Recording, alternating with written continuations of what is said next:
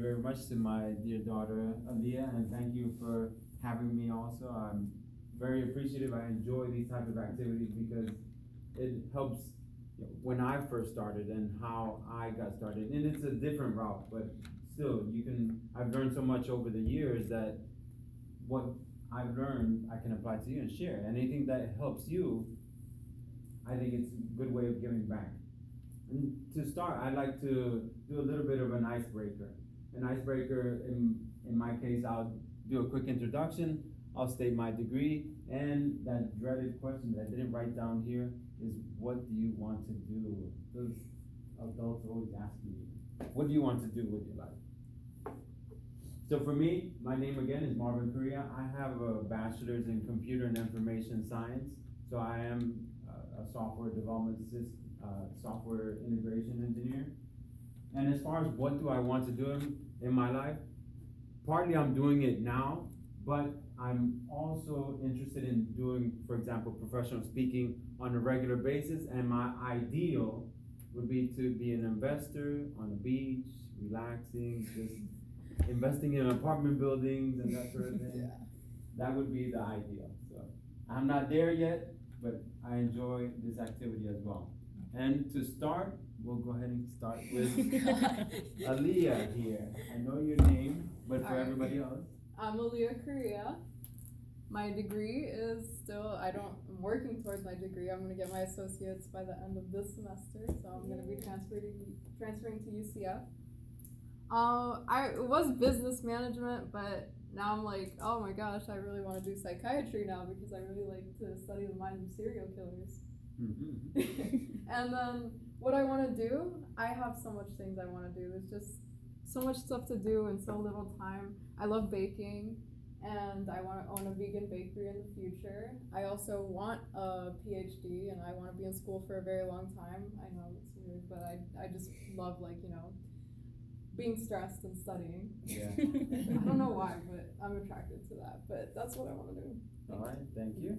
I'm Jasmine, so I'm currently in the BIM program, so Bachelor's Information Management, Information Management. I plan to go into the corporate world just so they can pay for grad school, because they will, and then I do want to open my own daycare, so that's Perfect. my plan. Thank you very much. And Professor, even though Go for you're in the same situation I think Yeah. as me, but feel free to share if you like. So I'm Mojuba Soremi, you guys know me. My degree is in economics. What do I like to do? I love teaching. I told you guys a while ago. So I think I'm doing part of what I would love to do. But then one thing I would love to do is own my own business one day.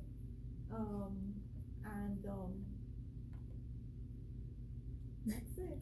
All right. Just be a mom and have a lot of time to do nothing sometimes. I can certainly appreciate that. Yes. Okay, my name is Jason Wirt, and my degree is in business administration. And what I want to do is probably something with sports. I don't know yet. So like a sports agent maybe, or work within organizations like the Magic or something. Oh, okay. So hopefully I'll be able to do that. That's good. Thank you.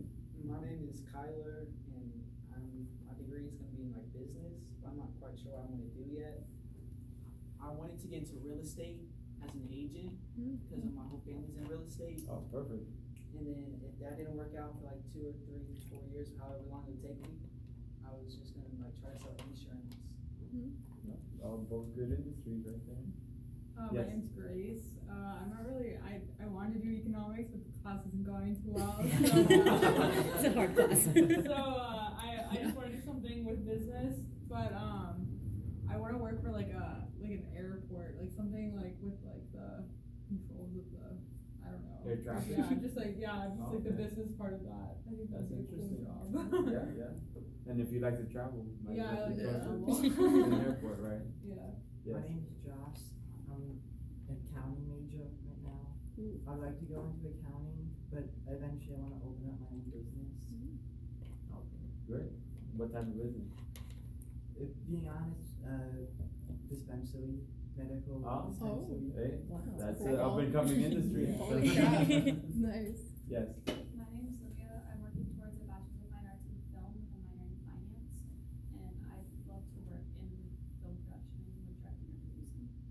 Great, thank you very much. My name's Paul. I sort of lost my voice. Sorry. But I would like to major in clinical psychology. Oh, you need to talk. I gotta talk. Yes. My name is Lorraine. I would like to major in computer science, and I'd like to work into the cybersecurity field. Oh, that's a hot field, that's very important. My name is Allison. I'm a social work major. Ideally, I wanted to originally work for a nonprofit like Boys and Girls Club or something like that. But I definitely want to work with children. But I'm also looking into foster care system or adoption agencies, using children in right homes and helping with that transition. Oh, that's beautiful. Yeah. Yes. My name's Colin. I was going for like sports science, but the classes were kind of hard, so I kind of switched it. So now I'm just doing like business and like sports management. I'm like into like sports and stuff, so maybe like aging or something like that. Okay. It's always a need for that. My name is Aura. I'm working towards my associate's degree. I was thinking about something in like real estate law. Okay. Perfect. To actually become a lawyer? Yeah. Okay. Good. Thank you very much all for sharing. I really appreciate that. And what I want to make this as interactive as possible. So if I'm going to go through some points and share some stories as well. But if you have any questions at any moment in time, feel free to raise your hand and say, oh, how expand on this. Or so again, make it as interactive as possible because I want to make this appropriate for you. So if this is not beneficial to you, I'm not doing you a good service. So I'm going to go through some points and tell you how you can get into a professional career. So first thing, you're part of a college. There's a beautiful office within the college that, believe it or not, they pay them to help you get a job. The Career Center. There's so many students that do not take advantage of the Career Center or the career counselors that are available within the college. How many of you have gone to the career counselor, career center here? Okay, that needs to be on your to-do checklist. Go to the career center. Even if you're, let's say, a freshman or a sophomore, go ahead and get started because they can help you start with your resume. I mean, what types of jobs do you have right now? If you're working, do you work at a like fast food or with parents or any particular type of job? Care to share? Bakery. Bakery. I'm a receptionist. Receptionist. Okay. I work at least at Publix. Okay. See, and that's perfect. Yes. I work at Seminole. Oh my Thank you.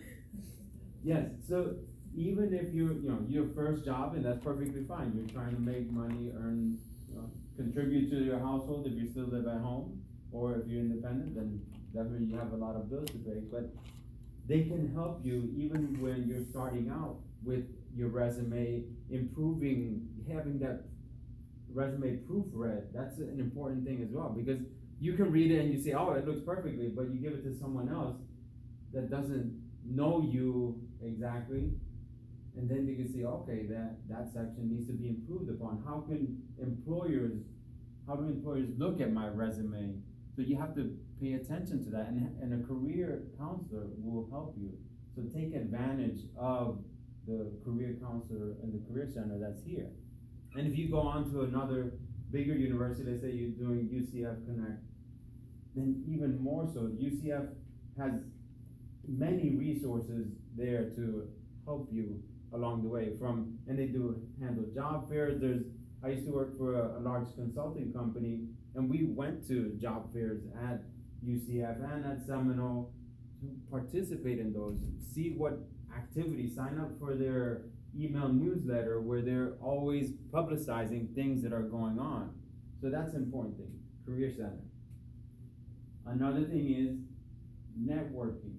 So now I'm not talking about social networking, that's another point, but networking in the sense that you're telling other people, let's say, besides your family probably knows what you're interested in, but other friends, or your friends of family members, of your parents even, let's say that you know that your father's co-worker works in real estate, or you have family that works in real estate, then start asking them questions.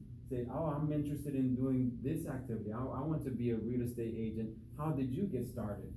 Because then when you're looking for a position, they know you already. That part of the problem of hiring new employees is identifying, is this a person that I want to work with? And when you're networking, you're establishing a relationship with someone even before you need to use them in one sense.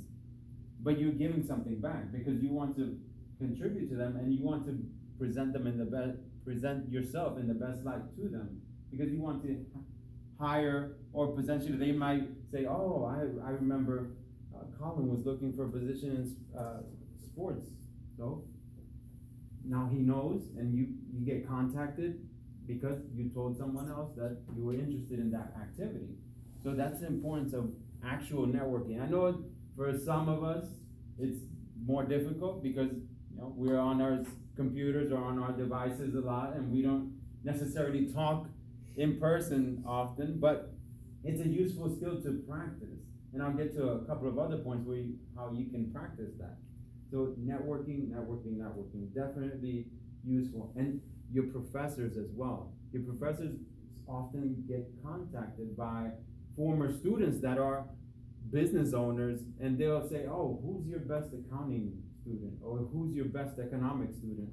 And oftentimes professors will make referrals of students. So talk to your professors also, especially if you're doing well in class, or even if you're not doing so well in economics, you could always improve, because as long as you have the motivation to continue and drive forward, the professor sees that you're trying your best, as opposed to somebody that's, I'm not doing well, I'll just sit back, relax, and well, if I pass, I pass.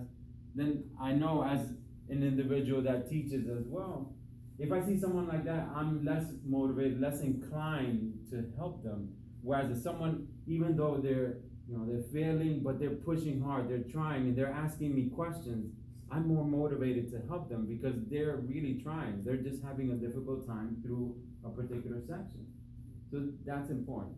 Talk to friends, family, professors, anyone you can talk to, what you're interested in, because the more information you get out there, then you'll hear back from somebody that you never knew. And they say, oh, by the way, I heard from this person, this guy referred me to you, and you're interested in doing this. It was like, oh, wow. And when somebody refers you, you have to take that with special care, because they trusted you enough, or they believed in you enough, so that you could get that referral. So that's important. So if somebody refers you, make sure you take that referral and do your best when you're going to that person.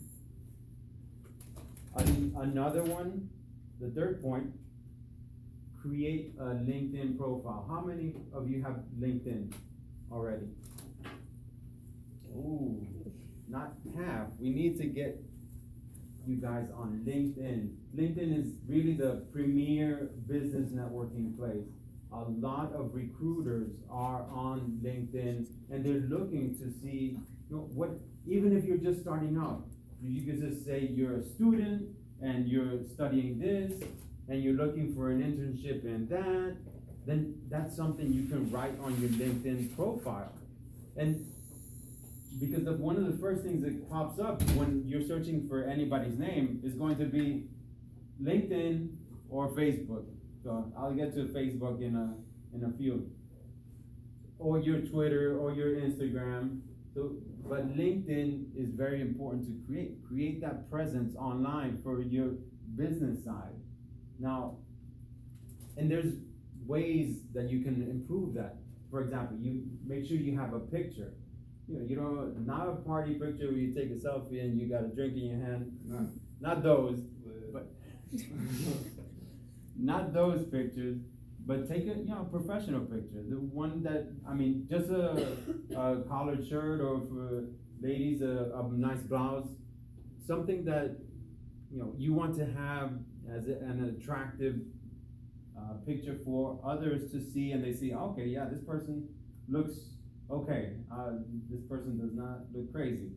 even though you can't tell really from a picture, but there's plenty of crazy people that have take normal pictures, but again, do your best for that.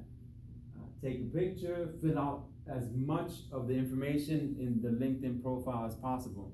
So there's a biography that you put in there, so put the biography, what you're interested in, what you're studying, any positions that you have. What a lot of people look for is, and this is in general, are you a team player? Can you communicate well? You have some leadership skills that might be useful to the employer or potential employer. So list all of that. Then that includes, okay, you're working at Publix or you're working with your parents' store. Still, there's some skills. You have customer service skills, so highlight those. Customer service skills are always useful to have. Or volunteer activities. There's always organizations that are needing volunteers. I mean, especially in social work. I mean, you have, exactly. So you have a lot of activities that you can highlight. Oh, okay, I've done this and this and this. You didn't get paid exactly for it, but that's still a valuable skill that employers will see. Okay, yeah, this person has skills, and they can refer back to, call the nonprofit and say, oh, how did this person do? Oh, yeah, they did all these things that they said and more. So make sure you highlight that, and your degree of study again. And if you have any special skills, if you have any languages, additional languages that you speak or you're studying, highlight that. Make sure you put that all on your LinkedIn because it'll be valuable. It's one way of representing your resume. So along with your resume, make sure you have your LinkedIn profile up to date and regular, because as soon as you get a new job, your LinkedIn profile should be updated and add the activities that you're doing within the job in LinkedIn. Fourth, have an elevator pitch ready. Does everybody know what an elevator pitch is? Yes. Yeah, it's like a way to introduce yourself. It's like a tiny speech that you would give like in an elevator setting. Very good, very good. The idea is, go ahead. Oh, I don't know. Oh, I thought you were raising No, your hand. I'm just touching my head. So the idea behind the elevator speech is, let's say you're going up an elevator and you have 30 seconds with the CEO of the company that you want to work for, and they ask maybe, how are you doing? Or they don't know you exactly. They say, oh, what are you working? And you prepare something beforehand, because when you're there and you're surprised, like, yeah, I work in accounting and yeah, but what you can say possibly is, oh yeah, I work in accounting, but I'm aspiring to be an accounting manager or the CFO, and things like that. Something that you're showing that you're aspiring to do and what you can contribute to that person. So, or in a networking event, your elevator pitch, like for me, it could be, I enjoy teaching students, and also I'm a success coach and I help others succeed in whatever they want to do. And that will possibly be intriguing to them. They might say, okay, this person is a coach. And also I'll mention that I'm a software developer. So, and they'll say, oh, coach and software developer, maybe they'll have that in the back of their mind. So that way, especially in networking events, they'll go around, and that's the purpose of networking events, is that they'll go around and say, okay, I'm talking to another person. Oh, this person does software also. And they're looking for career advice. Oh, maybe I should connect them. And you'll see in networking events, there's a lot of people that do that. They'll go around and they say, okay, who can I connect? And if you're a connector, you know a lot of people and are able to help others. And by helping others, they'll think about that, oh, this person helped me. Let me help them as well. So it's a reciprocity. So that's something to think about. Make sure you have an elevator pitch ready. Number 5. So think about what ideal companies that you want to work for. Does anybody know right now, what would be my perfect company that I want to work for? You have any ideas? Google? Okay, good. Anybody else? Okay, perfect.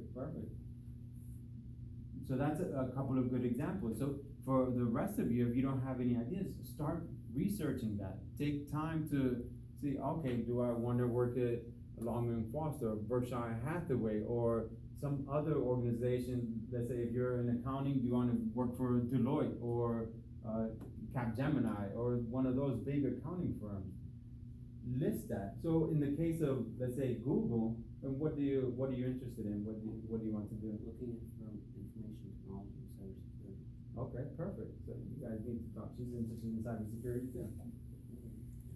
So, for example, with Google, there's systematic ways for a lot of the big ones, what they call FANG: Facebook, Apple, Amazon, Netflix, and Google. There's systematic ways of how people have gotten into Google and those related companies as well. And it's not easy, but the thing is, if you're able to put in the time to learn and go through the process, then you can do it. You can do it completely. It's totally possible. But again, it's going to be hard work. So for example, one thing, there's a website called Blind, or an app called Blind, and the website is called teamblind.com. What they do is that there's people that work for these companies, and they share details about the companies and how they got the compensation anonymously, but they are verified because of their email address. So they have a Google or a Facebook email address, and they're able to be verified. Okay, this person does actually work for these companies, and they tell you how they've gotten into those positions. Like for example, one guy that got into Amazon, I was reading through his story, and he wanted to be a software engineer. And one of the more difficult positions, because they're highly in demand, and it's also a very demanding position. But he studied for at least a year before. So he had his bachelor's in computer science, but he continued to study a year after, just focusing on software development skills. Then he started researching what are the things that they're asking in Amazon interviews. And now with websites like Blind and other websites like salary.com, payscale.com, you can find out what are the interview questions that these companies are asking, and then really study them and then understand them completely. And then use your LinkedIn to find recruiters. Recruiters are always looking for people. So use recruiters to your advantage. Don't think of them as, okay, I'm not going to talk to a recruiter because, yeah, they don't represent me well. Recruiters are a blessing, because if you can convince a recruiter that you're valuable to their company, then they're going to go to bat for you. They're right there because they say, okay, this person knows what he's doing. They're going to get you to the next step. They're the gatekeepers into that company. So if a recruiter ever contacts you, take it as a serious inquiry that they're interested in you, and be as responsive as possible, because you want to be. They'll show that, okay, this person is responsive, so that means on the job they're going to be responsive as well. They'll relay that to the hiring manager, because any interaction that you have with a recruiter will be, okay, this person was rude, and then you're not going to the next level. Even though you might have a perfect resume, you have all the technical skills, you've developed all these wonderful software, then you're not going to go to the next level because you don't have courtesy. You don't have communication skills. But if you're very responsive, courteous, and you have the skills that you need, you go to the next step. So again, talk to recruiters, find the companies you're interested in working for. And for your resume specifically and your cover letter, besides talking to the Career Center, make sure you're mapping your resume to the job descriptions.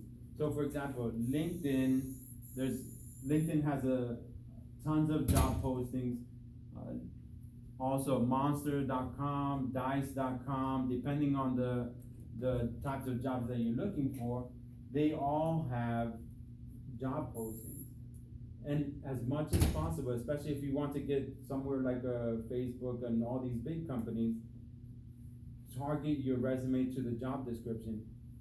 you don't have to be 100% perfect match, but as much as possible, say 70, 75%, as much as possible, try to identify, okay, I have this skill, I'm working on this skill, even though you don't have it yet. Let's say for Amazon, you need to be a Amazon Web Services Solutions Architect Associate, which is a certification that you need to take. You can start taking classes and say, I'm working towards this. And that will count as, okay, this person doesn't have it, but they're working towards it. And as long as you know in the interviews that, the terminology that's being used within Amazon and the job, then you're still moving forward. Even though you don't have the skill and the practical experience, you're moving forward. So definitely target your resume, and especially the cover letters.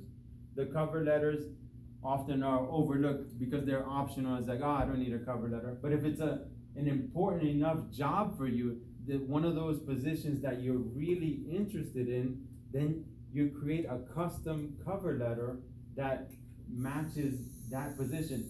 How does the work that you've done in the past match what you're doing or what's in the job description itself? So where it doesn't necessarily say in the resume itself that, okay, I did this activity and this activity. Give specific examples within your cover letter that highlight those specific activities. So again, a couple of things to think about there, and get it reviewed. You're looking at it. You might, okay, I've worked on it a lot. Give it to somebody else. Give it to a family member. Give it to your career center, a professor.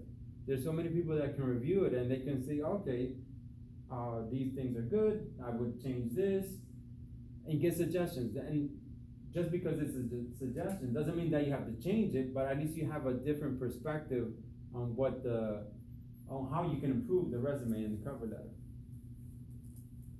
Another thing is, point 7, is organize your job search. So now you found the companies that you're looking for.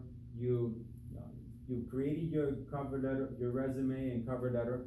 You need to dedicate time to that. And it's not going to be, okay, I see a job, I'm going to apply 5 minutes later. Okay, that's it. I'm done applying for jobs today. I'll just go play or go outside and do whatever. You need to take time for I saw on a website in particular, it said during school you might want to dedicate 10 hours per week on a job search. And when you're out of school, at least 20 hours per week.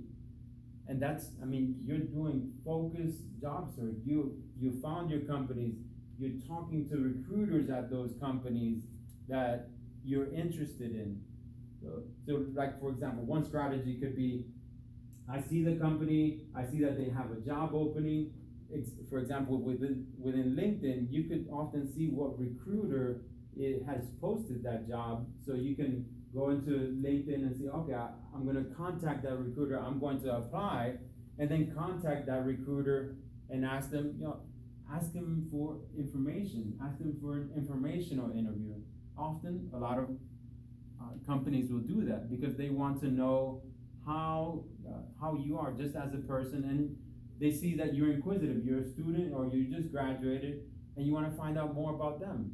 And it shows them in a good light as well, because if recruiters are constantly denying, or people are saying, oh yeah, then people get the impression, outside potential employees get the impression, oh, this company's not good to work for.